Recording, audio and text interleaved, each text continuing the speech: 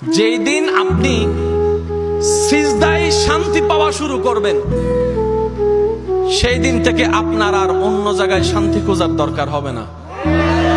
এখন অনেকে শান্তি খুঁজে মন খারাপ হলে গান শুনে, জোরে বলেন না। কিন্তু এক গান আজীবন ভালো লাগে।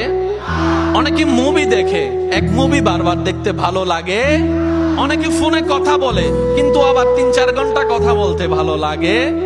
কানটা পর্যন্ত গরম হয়ে যায়। একটু জোরে বলেন না রে ভাই। অনেকে মন খারাপ হলে বিভিন্ন জায়গায় ভ্রমণ করতে যায়, কিন্তু সেই জায়গাগুলো এক সময় আর ভালো লাগা কাজ করে। কিন্তু যেই দিন থেকে আপনি সিজদার প্রেমে পড়ে যাবেন, রবের দরবারে সিজদার স্বাদ পাওয়া শুরু করবেন, সেদিন থেকে আপনার আর কষ্ট করে অন্যের কাছে সুখের ভিক্ষাও করতে হবে না, টাকা খরচ করে কোথাও আপনাকে ঘুরতেও যেতে হবে না। যখনই মন খারাপ হবে, যাই নামাজটা বিছিয়ে রবের দরবারে সিজদায় পড়ে যাবেন। কপালটা আপনার মাটিতে লাগবে, নাকটা মাটিতে লাগবে, মুখে থাকবে সুবহানা রব্বিয়াল আলা।